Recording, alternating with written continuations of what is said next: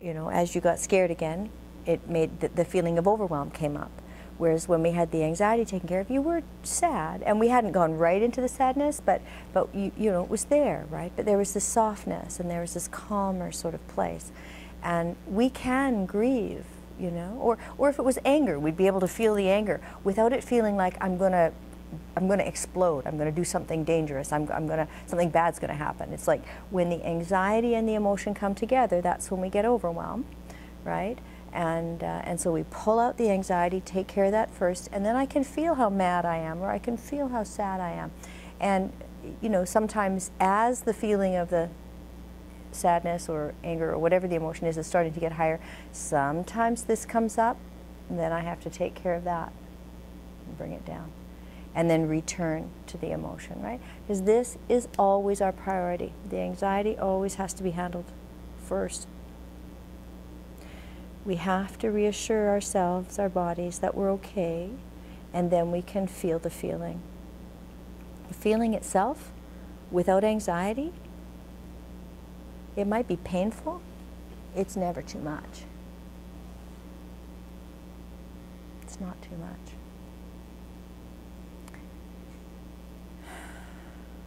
It might be hard, it might be painful, but it's just the truth. It's just the truth, you know? And we are built to be able to process it. We're actually wired to be able to process emotion. It's just that anxiety plus emotion exceeds the equipment. It's like you've got like static or another energy coming in, and it just kind of fries the equipment out. But I want you to have faith. You are an emotional organism. You are meant to be able to feel emotion, to process emotion, to benefit from emotion, to actually get information and energy from emotion. You are, I am, we are organisms of emotion. These limbic structures in our brains that resonate with what's coming up in our body and with other people are here to connect us to ourselves, to connect us to each other. They help us make sense of ourselves and make sense of the world. They give the richness and the meaning and the texture to our lives. We are emotional organisms. Emotion is not poison. It's not bad for us. It's not something that is going to harm us.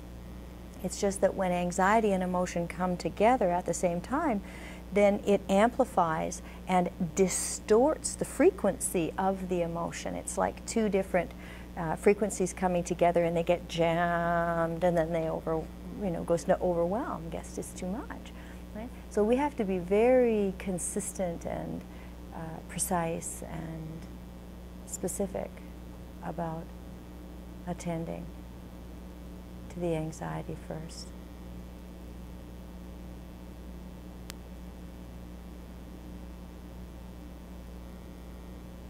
No, because what's hard is because the feeling of anxiety evokes the message in you, the deeply wired biological instructions in your DNA.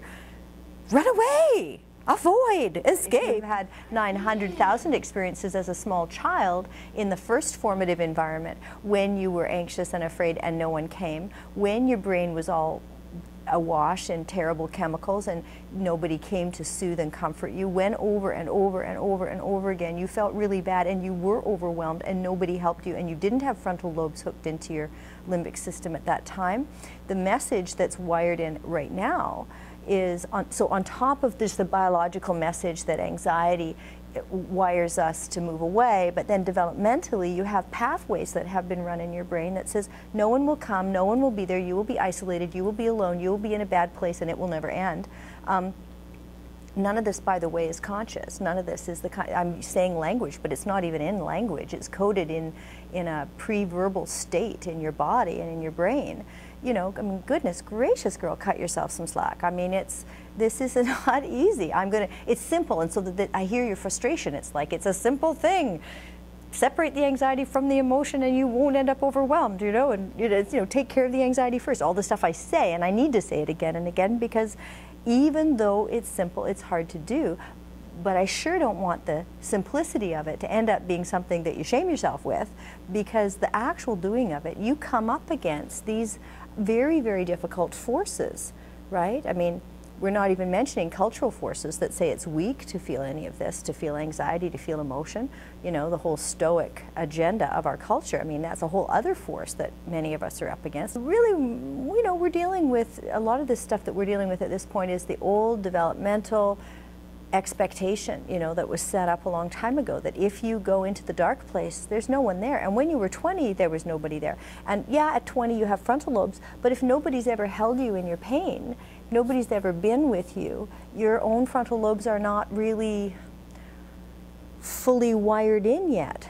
You know, they're waiting, they're ready.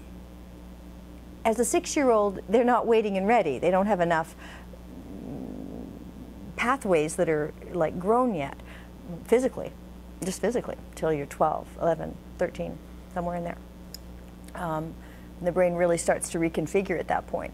But, you know, at 20, yep, the reconfiguration had been sort of in place biologically, but you didn't have the external environment, the holding environment, the relational environment that allowed that equipment to get brought online. So it was kind of waiting, right? And so you were quite, you know, unable to witness yourself, to reflect on your experience, to have it and hold, to have your experience and have a part of you holding you, because you hadn't been held. It's interpersonal, I am being held. Then it's intrapsychic, I can hold me, and from there I can hold another, right? It's interpersonal, intrapsychic, interpersonal, and it, you know, it's meant to work like that. Right? We're supposed to be initiated into this capacity via another human.